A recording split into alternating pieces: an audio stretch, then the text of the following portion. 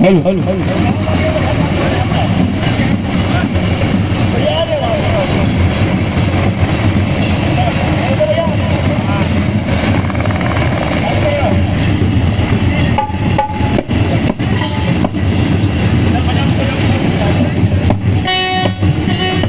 Hello hello hello hello hello hello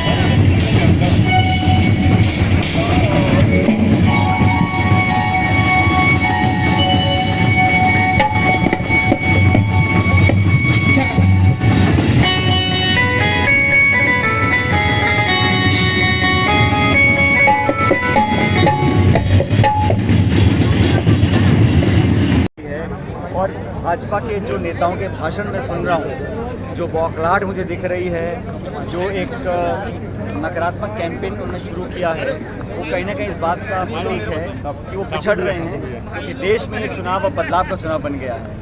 यहाँ कोई हवा या वेव भाजपा के पक्ष में नहीं है। 10 साल की एंटी इनकम्बेंसी है, लोग उठ चुके हैं, बदलाव चाहते हैं और 10 साल में जो रिपोर्ट कार्ड बनी है सरकार की, वो जवाबदेही तय करने के लिए लोग मतपेटी के माध्यम से अपना मंशा रखेंगे।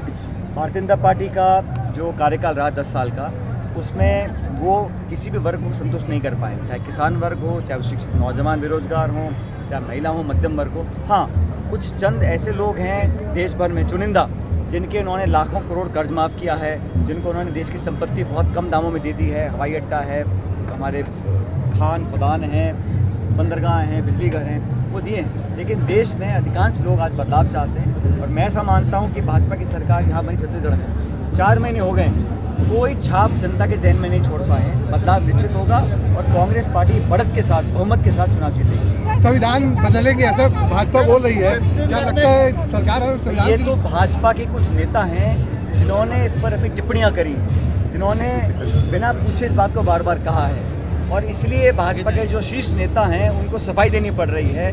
तो कहीं ना कहीं असमंजस लोगों के जहन में पैदा हो गया, क्योंकि इन्होंने ऐसे विवादित स्टेटमेंट्स भाजपा के नेताओं की तरफ से आए थे।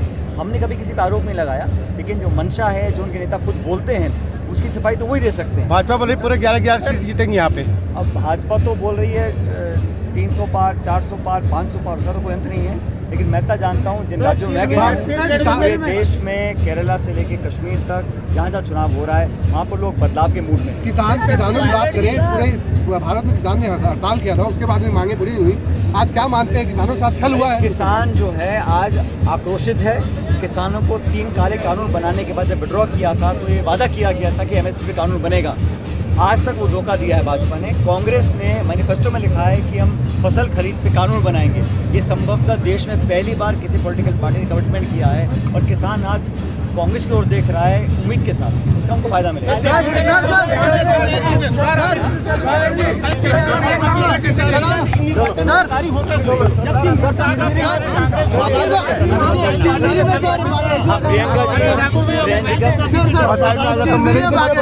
के बाबा जी आए हुए थे चिरबिरी में, क्या लगता है भाजपा पूरी तरीके से बाबाओं की तरफ भाग रही है? आयोजक टीम है सर, आयोजक समिति हर नागरिक को छूट है, किसी के लिए प्रचार कर सकता है। लेकिन मैं तो चाहता हूँ कि जो प्रचार हो, जो भाषण हो, जो केंद्र बिंदु मुद्दे होने चाहिए, वो किसान, नौजवान, रोजगार, निवेश, उद्योग, शिक्षा, चिकित्सा पे होने चाहिए, ना कि मंगलसूत्र और मंदिर मस्जिद और हिंदू मुसलमान इन पर चर्चा कर जनता का ध्यान डाइवर्ट करना चाहती है।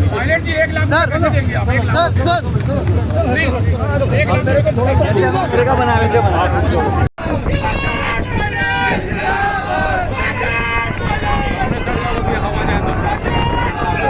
प्रदेश कांग्रेस कमेटी के अध्यक्ष और सांसद माननीय देवदास जी, हमारे नेता प्रतिपक्ष विधानसभा में चरणदास महंत साहब, आपकी सांसद महोदया योजना जी, पूर्व मंत्री अजय सिंह अग्रवाल साहब, राठिया जी, श्यामला कंवर जी, नोबल वर्मा जी, मिश्रा जी, पुरुषोत्तम जी, राजकुमार साहब, शुभ अग्रवाल जी, जैन सिंह जी, तिवारी जी, जायसवाल जी, महोदय, सिंह नेतागण, हमारे साहब पूर्वाध्यक्ष, और प्रधान साहब पूर्वाध्यक्ष, सभी लोग जो इस मंच पर उपस्थित हैं और इस चुनावी सभा में मौजूद सभी आदरणीय बुजुर्गों, दोस्तों, माताओं, बहनों, कार्यकर्ताओं, पत्रकार बंधुओं, साथियों, मैं समय से जल्दी आया, लेकिन खुशी इस बात की है कि सभा में आप लोग मुझसे पहले उपस्थित थे और हमारी लोकप्रिय सांसद महोदया का मैं भाषण सुन रहा था। और ये बात सच है, मैंने ज्योत्सना जी का भाषण पहली बार सुना है और मैं आपको बहुत बहुत साधुवाद देना चाहता हूँ, शुभकामना देना चाहता हूँ कि आपने अपने भाषण ऐसा भाषण दिया कि चिरंदास भैया भाषण देना भूल गए। मैंने कहा बोल लो भाई, कहते भाभी बोली भैया क्या बोले हो। मैंने कहा भाषण दे दो, कहते नहीं हम में से एक ही बोलेगा। और ज्योत्सना जी का भाषण मार्मिक भाषण था और ये भाषण दिल से निकल कर आया। इस परिवार ने बहुत लंबे समय से इस क्षेत्र की सेवा करी है। जब ये राज्य मध्य प्रदेश का हिस्सा था तब से लेके दशकों निकल गए, लेकिन सेवा भाव से आप लोगों के बीच उपस्थित रहकर हर स्थिति में, अच्छे में बुरे में, विधानसभा में लोकसभा में जो संभव हुआ, विपक्ष में सत्ता में, एक संबंध बनाया है। और संबंध बहुत मेहनत से, त्याग से, समर्पण से, परिश्रम से बनते हैं। और संबंध हमेशा दो तरफा होता है। हम ही त्याग करें, हम ही मेहनत करें, हम ही तपस्या करें और जनता पुरस्कारित ना करे, आशीर्वाद ना दे, लगाव ना रखे, तो संबंध कामयाब नहीं होते। संबंध दो तरफा होते हैं। और मुझे खुशी है कि इस क्षेत्र में आज से नहीं, बहुत लंबे अरसे से इस परिवार को आप लोगों ने अपना समझा, समय समय पर आशीर्वाद दिया और इन लोगों ने भी हर तरफ, हर जगह, हर संभव आप लोगों का सहयोग, समर्थन करते रहे और ये संबंध आगे बना रहे। मैं प्रभु से कामना करता हूँ। ये लोकसभा का चुनाव है साथियों। इस चुनाव के बारे में पूर्व वक्ताओं ने आपको अच्छी तरह समझाया। अध्यक्ष जी का भाषण हुआ, उन्होंने 4 महीने की सरकार के बारे में आपको बताया। क्योंकि मुझे देश भर में घूमने का मौका मिला है।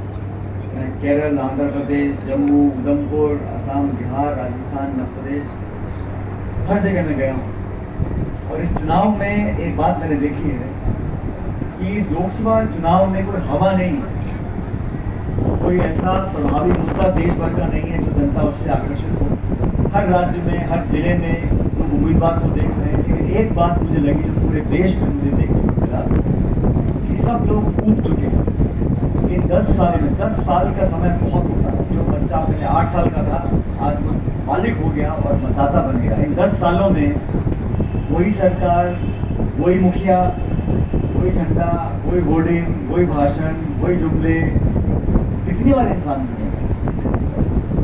देश में सारा 10 साल आपने राज किया, अब 5 साल और मांग रहे हैं। और बजाय इसके कि 10 साल का लेखा जोखा प्रस्तुत करें, लोग अपनी रिपोर्ट कार्ड लेकर जाएं कि मैंने 10 साल में इतनी महंगाई कम करी, कितने लोगों की नौकरी लगाई, किसानों को इतना मैंने प्लान जमाने का अवसर दिया, कितने स्कूल खोले, कितनी मैंने बिजली पहुंचाई। 10 साल की रिपोर्ट कार्ड दिखाने की बजाय आप 5 साल और मांग रहे हो और चर्चा कर रहे हो 2047 की। मतलब 2047 से चर्चा करना बड़ा अजीब है। बहुत कम ऐसी पार्टियां हैं जिनको लगातार 2 बार पूर्ण बहुमत का आशीर्वाद मिला।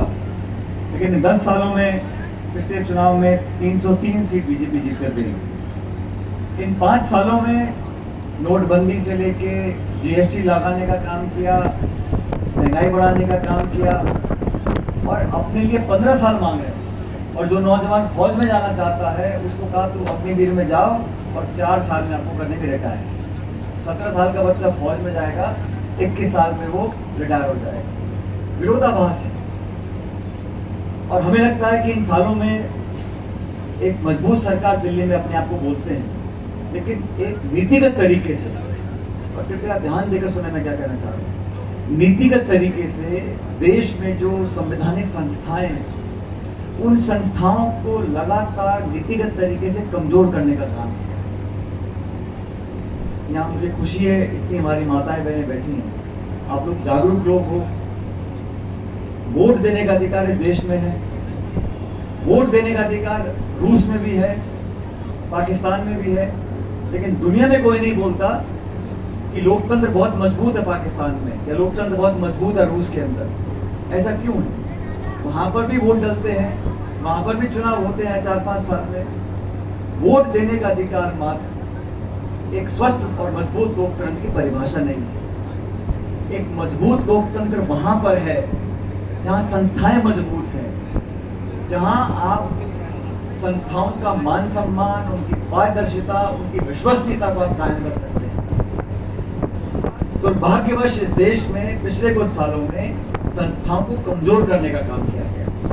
आज सुप्रीम कोर्ट का कोई निर्णय होता है साथियों, हम सब उस निर्णय को मानते हैं, हमको पसंद हो नापसंद हो, सहमत हो असहमत हो, सुप्रीम कोर्ट का कोई निर्णय आ जाता है, देश का हर नागरिक, हर दल, हर व्यक्ति उसको मानने को तैयार है। क्यों?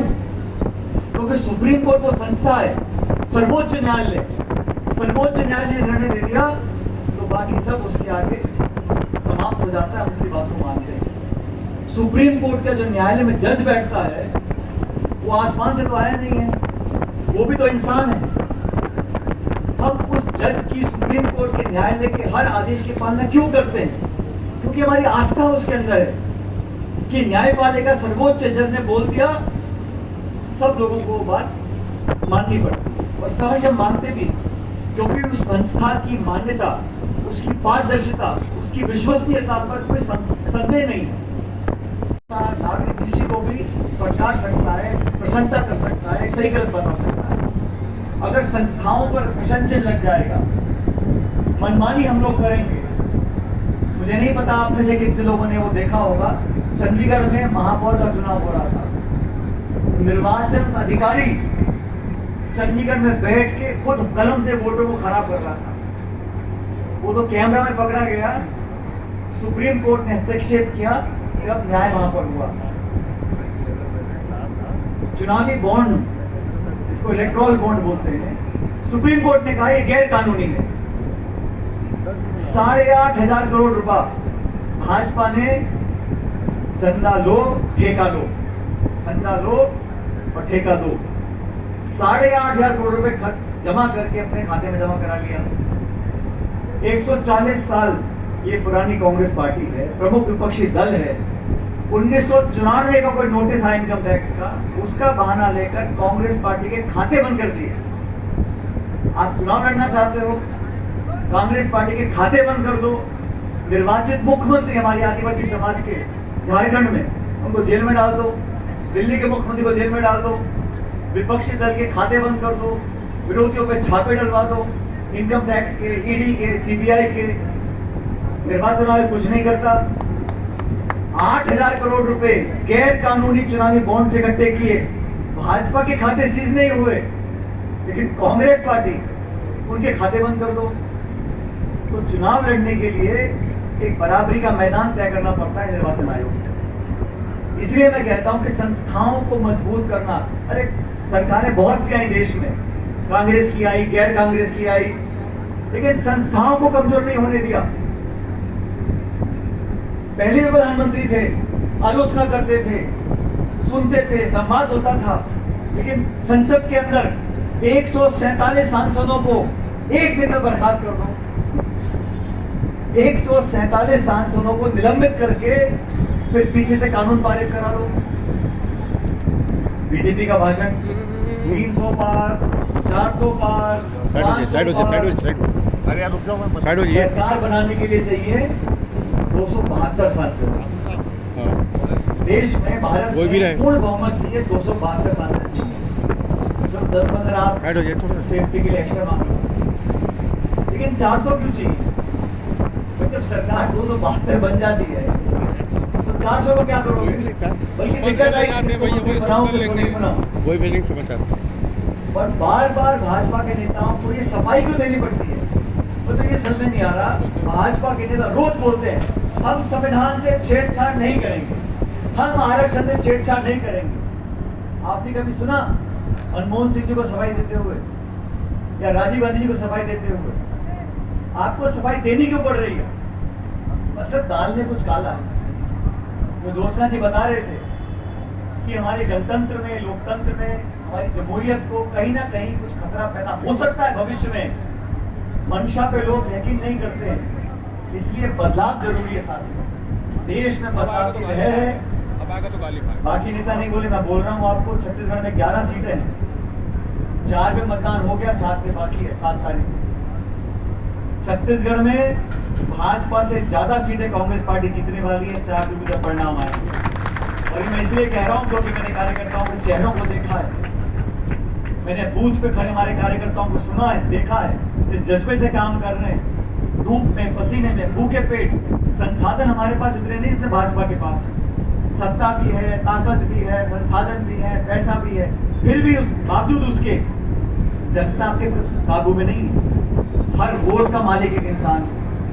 और मैं धन्यवाद देना चाहता हूँ हमारे संविधान निर्माताओं को, जिन्होंने 75 साल पहले हर व्यक्ति को, जाति, बिरादरी, धर्म, समुदाय, कुछ भी हो, खरबपति हो, रिक्शा खींचने वाला हो, सबको एक एक वोट का मालिक बनाया। और वोट की ताकत से सरकारें बनती बिगड़ती हैं, भाषणों से नहीं बनती। तो सरकार जो बनी छत्तीसगढ़ में, क्या क्या लंबे लंबे वादे किए, उनमें से कितने पूरे हुए, कोई करने को तैयार नहीं। अभी साहू साहब ने बताया हमारे प्रत्याशी के बारे में, दूसरी पार्टी की जब प्रत्याशी चुनाव लड़ रही है। मैं तो कभी किसी की आलोचना नहीं करता हूँ, लेकिन इतना जानता हूँ कि हमारी ज्योत्सना भाभी जो है, ये बाकी सारे उम्मीदवारों से कहीं बेहतर है। ईमानदारी से आपका सेवा होने के लिए है, पूरा परिवार आपके लिए 24 घंटे खड़ा रहा। और हमारी पार्टी ने जो 5 न्याय की बात राहुल गांधी करते हैं, हमारा जो घोषणा पत्र है उसमें छाप के लिखा है हमने, सरकार बनेगी कांग्रेस की, इंडिया अलायंस की, तो देश में जो गरीब परिवार है, प्रत्येक परिवार में, उस परिवार में जो महिला सदस्य होगी सबसे बड़ी, उसके खाते में प्रति वर्ष 1 लाख रुपए हमारी सरकार देगी। लोग कहते हैं पैसा कहाँ से लाओगे? मैंने उनको कहा पत्रकारों को, जब बीजेपी की सरकार 16 लाख करोड़ चंद उद्योगपतियों का कर्जा माफ कर सकती है, तो हम सबसे गरीब जो परिवार है इस देश में, उनको 1 लाख रुपए नहीं दे सकते हैं। सरकार के संसाधन है, लेकिन भाजपा के भाषण, अब उनको समझ आ गया, हम किसान की फसल खरीद के कानून बनाएंगे, गरीब परिवार को 1 लाख रुपए देंगे, 30 लाख नौकरियां केंद्र सरकार की जो खाली पड़ी है पदों को भरेंगे। जवाब नहीं उनके पास, तो क्या कहते हैं? मंगलसूत्र की बात करते हैं। कहाँ से पैदा हो गया? हमारे घोषणा पत्र में तो लिखा है किसान, गरीब, नौजवान, निवेश, शिक्षा, चिकित्सा, सड़क। मंगलसूत्र की बात कर रहे हैं, मुसलमान हिंदू की बात कर रहे हैं, मंदिर मस्जिद की बात कर रहे हैं, हम MSP की बात कर रहे हैं, हम नरेगा की बात कर रहे हैं, हम महिला सशक्तिकरण की बात कर रहे हैं। कहीं ना कहीं बौखलाहट भाजपा के जहन में है, और उनको मालूम पड़ रहा है कि 140 करोड़ के इस मुल्क के अंदर आप अपने ताकत के बल पर लोगों को भ्रमित कर आप वोट नहीं ले सकते। बदलाव होगा, पूरे देश में हो रहा है, इसलिए आपसे गर्वद निवेदन है। और गांधी परिवार के, सोनिया गांधी जी के बहुत निकट करीबी हैं, और मैं जानता हूँ कि सोनिया गांधी जी ने जगन्नाथ जी से बिना पूछे कृष्णा जी को टिकट पिछली बार दिया था, और इस बार आपके भरोसे पर दोबारा हम लोगों ने उम्मीदवार बनाया है। मैं आपसे कहना चाहता हूँ, खासकर महिलाओं से, मुझे खुशी है सभा में आज पुरुषों से ज़्यादा महिला बैठी है। ये जिम्मेदारी आपकी है, अपने भविष्य को सुधारने के लिए ज्योत्सना जी को अपना बहुमूल्य वोट दें, आशीर्वाद दें, ताकि जीतने के बाद एक बार उन्हें 5 साल तक के लिए आपकी सेवक बनकर के लिए वो काम करें। और मैं चाहता हूँ कि 7 तारीख को जब मतदान हो तो कृपया करें, किसी से डर कर, किसी के प्रलोभन में, किसी के भाषण सुनकर हमें काम नहीं करना। हमें अपने आप से पूछना है कि इस सरकार ने हमको क्या दिया? भाषण दे दिए, आश्वासन दे दिए, आरोप लगा दिए, विपक्ष को खत्म करने की बात बोली। लेकिन कांग्रेस का पुराना इतिहास है, कांग्रेस पार्टी की सरकार बनेगी तो हमने जो वादे किए हैं उनको निश्चित रूप से पूरा करेंगे। 7 तारीख को आप सब हाथ का निशान करें, और मुझे खुशी है कि आपका बैलेट नंबर 1 है। ज्योत्सना जी, नंबर 1 है, तो आप जीत कर जाओगी, और पिछली बार से ज़्यादा वोट से जीत कर जाओगी। और मिलकर और बार लोकसभा क्षेत्र की पूरी विकास करने की में कोई कमी नहीं छोड़ेंगे। हम सब परिवार के रूप में आपके साथ मिलकर काम करेंगे। तो आप सबको मैं धन्यवाद देना चाहता हूँ कि मैं इससे पहले अपने भाषण को विराम दूँ, मैं चाहता हूँ आप मुझे भी कुछ आश्वासन दो। अपने दोनों हाथ सबको खड़े करने, ज्योत्सना जी के लिए दोनों हाथ खड़े कर मुझे आश्वासन दें कि 7 तारीख को पंजे पे बटन दबाकर भारी बहुमत से जिताना है। बहुत बहुत धन्यवाद। राम राम। एक बार जोरदार सचिन पायलट जी के लिए तालियां बजाकर स्वागत करिए।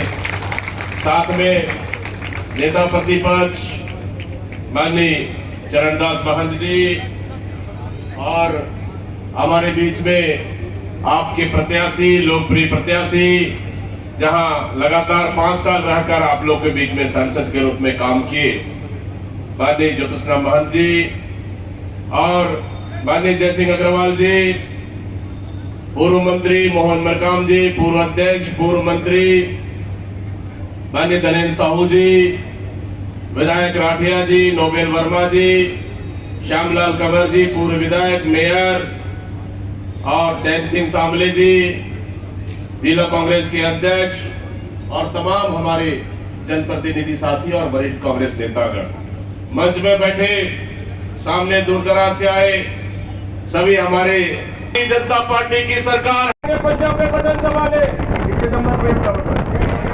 जब 7 तारीख को जाएंगे पंजाब में बटन दबाने, 1 नंबर पे बटन कैसा दबेगा तो साए साए हमारे सांसद भी जीतेंगे। जब आपके लिए हमारे सांसद साए साए जीतेंगे तो दिल्ली जाएंगे साए साए। दिल्ली जाने के बाद प्रधानमंत्री बनाएंगे राहुल गांधी जी को। जब प्रधानमंत्री बनेंगे और साए साए प्रधानमंत्री बनेंगे, जब प्रधानमंत्री बनेंगे दिल्ली में आपके कोरोना के विकास के लिए साए साए पैसा भी लेके आएंगे आप लोग के लिए। चलेगा कि नहीं चलेगा बताओ। इसलिए आदरणीय माता बहनों, 7 तारीख को 1 नंबर पंजाब पे बटन दबाना है, 14 को जिताना है, साए साए जिताना है और दिल्ली भेजना है कि भारतीय जनता पार्टी की सरकार को काट कर फेंकना है। इस समय पूरे देश में बदलाव की लहर चल रही है। यकीन करिए इस समय भारतीय जनता पार्टी को छत्तीसगढ़ की जनता ने उखाड़ के फेंक लिया है। कोरोना जिताने की जवाबदारी आपकी, छत्तीसगढ़ को जिताने की जवाबदारी तमाम नेताओं की है। इसलिए चिंता करने की जरूरत नहीं है। हम लोग कह रहे हैं आदरणीय साथियों, पिछले 2019 के 2 सांसद जीत के गए थे। एक तो मैं खुद भाषण दे रहा हूँ और दूसरे ज्योतिषराम महंत बैठे थे। 9 सांसद भारतीय जनता पार्टी के रहे। छत्तीसगढ़ के विकास के लिए एक शब्द उन्होंने लिखा। इसलिए आपको कांग्रेस को सांसद जिताना है और दिल्ली में भेजना है। इन्हीं शब्दों के साथ बहुत बहुत धन्यवाद देते हुए मैं अपने वाणी को विराम दे रहा हूँ। जय भारत, जय छत्तीसगढ़, जय हिंद, जय। 250 करोड़ का चंदा खाते हैं। ये जो है उसके परम कतरी और गर्दी का ये जो फर्क है ये आप सबसे किसी से छिपा हुआ नहीं है। आज हम सब लोग यह मानकर चलते हैं यदि धोखा से कभी भी एक कभी बन नहीं रही नरेंद्र मोदी की सरकार। 400 बोलते हैं लोग, आज 100 तक उनकी पहुंचना मुश्किल है। उनको अपने नेता कार्यकर्ताओं के ऊपर भरोसा नहीं, बड़े पैमाने में दल बदल करा रहे हैं। 500 से ज्यादा सांसद विधायकों में दल बदल कराए, डरा धमका के लालच देकर। हमारे बूथ स्तर तक के कार्यकर्ता, सरपंच, जनपद अध्यक्ष तक को नहीं छोड़ रहे हैं, नगर निगम को नहीं छोड़ रहे हैं, सब जगह भय दिखा करके दल बदल करा रहे हैं। कहाँ गया इनका सिद्धांत? आज अभी मैं ज्यादा अधिक नहीं कहना चाहूंगा। यहाँ की जो प्रत्याशी है भारतीय जनता पार्टी की, उनको कोई नेता नहीं मिला यहाँ कोरबा में, उनको कोई कार्यकर्ता नहीं मिला यहाँ कोरबा में। हम लोग पड़ोसी हैं भिलाई रायपुर के, जानते हैं अच्छी तरह से। आदरणीय भाभी जी तो अच्छा लड़ेगी, लड़ती है संसद में, लेकिन ये जो लड़ रही है ना वो सांसद में नहीं लड़ती, लोगों से लड़ती है। और उसका प्रमाण है सब। कहीं आप किसी काम के लोग देते जाओगे तो उनसे ही उलझ जाती है। हुआ पिछले कार्यकाल में हमारा साधु समाज का एक आदमी गया, काम लेके गया उसके पास, उसका गुस्सा इतने सर पर सवार था कि उसको हाथ उठा करके पीटना भी पड़ गया। ये वहां की प्रत्याशी।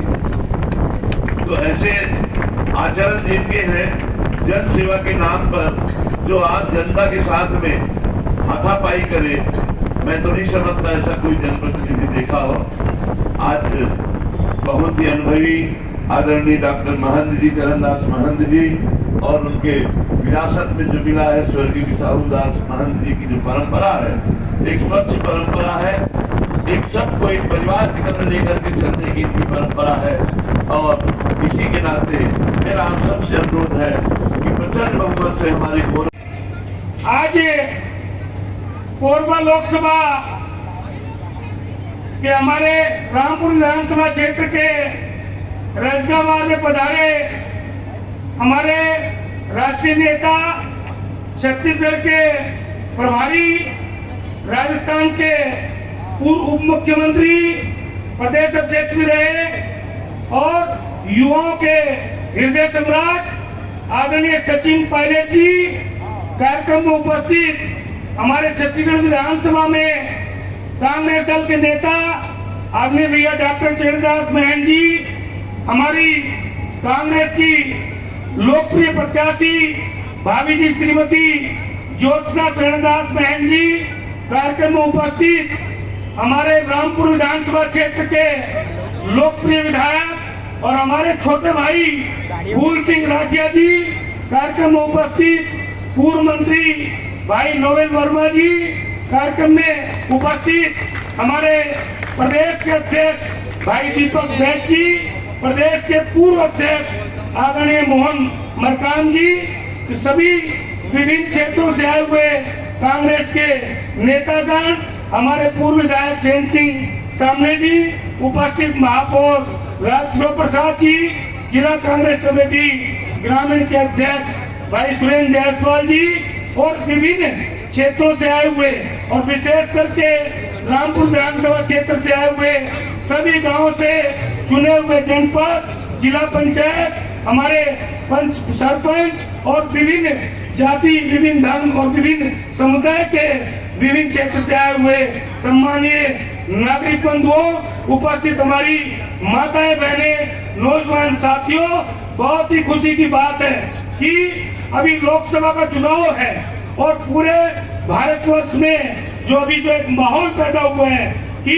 जिस प्रकार से भारतीय जनता पार्टी का स्टाफ बड़ी तेजी से गिर रहा है और कांग्रेस पार्टी का और गठबंधन का आपका बहुत बड़ा ग्राफ तेजी से बढ़ रहा है। भारतीय जनता पार्टी 400 का नारा भूल चुकी है और अभी जो माहौल है, पिछले लोकसभा चुनाव में भाभी जी श्रीमती ज्योत्सना चरणदास बहन जी यहाँ से सांसद चुनी गई।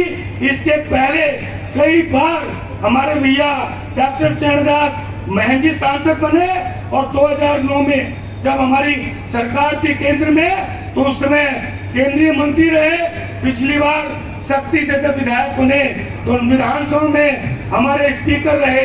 तो इस प्रकार से इस परिवार का पुराना संबंध इस क्षेत्र से है। यहाँ की जनता, इस क्षेत्र की जनता, कोरबा लोकसभा क्षेत्र की जनता स्वर्गीय बिसाऊ दास महन जी के परिवार को आशीर्वाद देते आई है, प्यार करते आई है। मैं पूरे क्षेत्र की जनता का हार्दिक स्वागत, अभिनंदन करता हूं और विशेष करके हमारे बीच आए हुए हमारे नेता आदरणीय सचिन पायलट जी, साथ में प्रदेश अध्यक्ष और सभी नेताओं का हार्दिक स्वागत और अभिनंदन करता हूं।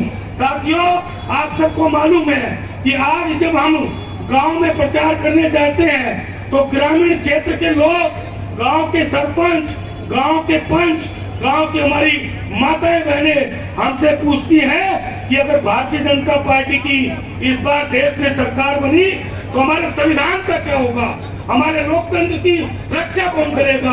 अभी जो परिस्थितियां पूरे भारतवर्ष में निर्मित हुई है, अभी जो परिस्थिति पूरे छत्तीसगढ़ में निर्मित हुई है, पिछली बार हम 2 लोकसभा जीते, लेकिन अभी जो वर्तमान परिस्थिति है हम ज्यादा से ज्यादा लोक पधारे हमारे सचिन पायलट जी, मैं आपका हृदय से स्वागत करती हूँ, अभिनंदन करती हूँ। दीपक बैच जी, जयसिंह भैया, बलराम जी, नोवेल वर्मा जी, विधायक राठिया जी, श्यामलाल गवर जी, मेयर कोरबा जैन सिंह सामने और जो हमारे सामने बैठी हैं हमारी सभी बहनें, सभी भाई जो दूर दूर गांव से आए हैं, सभी को जय जोहार, राम राम, साहेब बंदगी, नमस्कार।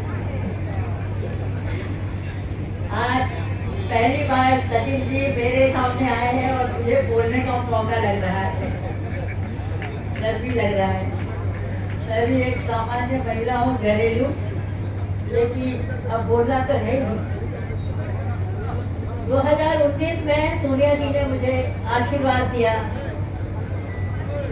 और कांग्रेस के टिकट पे मैं यहाँ लड़ी और आपके आशीर्वाद से, यहाँ के कार्यकर्ता के आशीर्वाद से, यहाँ के महिला और भाई बहन के आशीर्वाद से मैं जीती और बहुत अच्छे मतों से जीती। रामपुर क्षेत्र ने मुझे 30,000 से ज़्यादा वोटों से जिताया।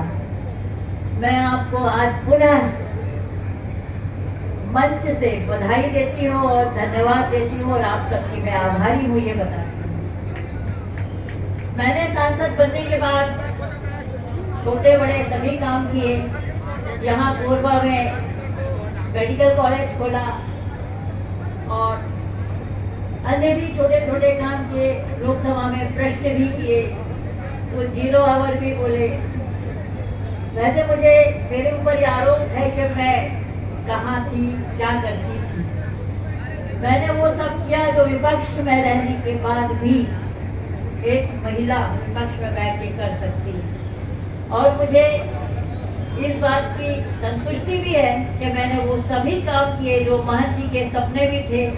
अपनी पूरी लोकसभा में मेडिकल कॉलेज आए, यहाँ आत्मानंद स्कूल आए इंग्लिश मीडियम के, यहाँ अस्पतालों की स्थिति पहले से बेहतर हो गई और भी सारी चीज़ें हुई हैं। लेकिन हमारे कोरोना में 2.5 साल को यदि माइनस करें तो भी हमारे पास 2.5 साल थे और 2.5 सालों में मैंने वो सब किया जो मुझे समझ में आया कि मुझे करना चाहिए। हमारा महंत परिवार बहुत सालों से जनप्रतिनिधि की भूमिका निभा रहा है और जन सेवा में संलग्न है। 1952 से हमारे आदरणीय स्वर्गीय मेरे ससुर और महंत जी के पिताजी बिसाऊ दास महंत जी वो कार्य करते रहे, जनसेवा करते रहे। उसके बाद महंत जी करते हैं और अब पीछे से क्योंकि 25-30 साल मैंने इनके पीछे बहुत सारे काम किए, लोगों की सेवाएं की समाज सेविका के रूप में, तो आदरणीय सोनिया जी ने मुझे सांसद का टिकट दिया। वैसे देखा जाए तो मैं एक ऐसी सांसद हूँ जो सीधा रसोई घर से पार्लियामेंट में पहुंची। मुझे वो बेटा जी ने पूछा था स्पीकर साहब लोकसभा ने कि आप कैसे आए, तो मैंने उनसे यही कहा था कि मैं सीधा रसोई घर से पार्लियामेंट में आई, वो भी आप लोग की जैसे ही होते थे।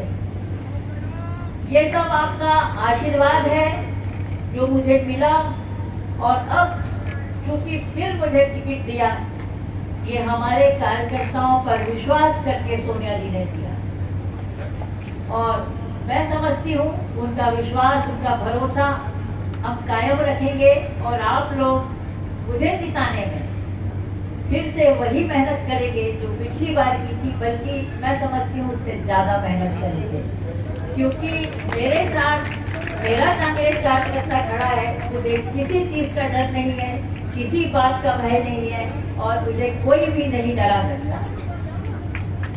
सोनिया जी ने आपके लिए मुझे सेवा का मौका दिया है, एक सेवक के रूप में चुना है, तो मैं आपको ये विश्वास दिलाती हूँ कि दूसरी बार जीतकर मैं पहले से बहुत अधिक काम करूँगी, क्योंकि मेरे पास महंत जी का मार्गदर्शन भी है, आप लोगों का प्रेम भी है और मेरा अपना स्वयं का अनुभव भी है। तो मैं इस बार बहुत अच्छे से जो अधूरे काम बचे हैं उनको मैं पूरा करूँगी। बस यही कहूँगी कि ये देश बहुत विषम परिस्थितियों से गुजर रहा है। हम लोग स्वतंत्रता में जैसे हमारे बापू गांधी, हमारी कांग्रेस ने खून पसीना बहा के स्वतंत्रता दिलाई, हम सबको एक स्वतंत्र भारत में सांस लेने का जो अवसर मिला है, हम सौभाग्यशाली हैं। तो उसके नाते हम पर हमारी कांग्रेस का एक बहुत बड़ा कर्ज है। उस कर्ज को उतारने का मौका आप सभी साथियों और बहनों और भाइयों से कहूँगी आज आ गया है। देश को बचाना है, लोकतंत्र को बचाना है, प्रजातंत्र को बचाना है और संविधान को बचाना है और हम स्वयं जो आरक्षण में बैठे हैं उन सबको बचाना है। हमारे आदिवासी भाइयों को, हमारी जनजाति को, पिछड़े वर्ग को यदि वही सम्मान और वही आज़ादी के साथ जीने का हमको जो मिला है संविधान में, उसकी रक्षा करना है, तो हमें कांग्रेस की सरकार बनाना ही है। तो आप सबका मैं सहयोग चाहूँगी कि हम कांग्रेस पार्टी की सरकार बनाएं और फिर वही भारतवर्ष लाएं जिसकी कल्पना हमारे बुजुर्गों ने, हमारे पुरखों ने, बापू गांधी ने, नेहरू चाचा ने की थी, उसी की फिर से पुनर्निर्माण करें। क्योंकि हमारा देश पिछले 10 सालों में कई साल पीछे हो गया है। ये कहने में मुझे बिल्कुल भी संकोच नहीं है कि हमारी कांग्रेस ने जो जो किया था उसको बर्बाद करने के लिए ये लोग आ गए हैं और इनसे हमें इनको दूर करना है और अपने कांग्रेस को फिर से स्थापित करना है ताकि वो यहाँ देशवासियों की वही सेवा कर सके। अभी आप हमारे सचिन जी को भी सुनना चाहेंगे, दीपक बैच को भी सुनना चाहेंगे, तो मैं बस अपनी वाणी को विराम देती हूँ। धन्यवाद। जय हिंद, जय छत्तीसगढ़, जय कांग्रेस कार्यकर्ता।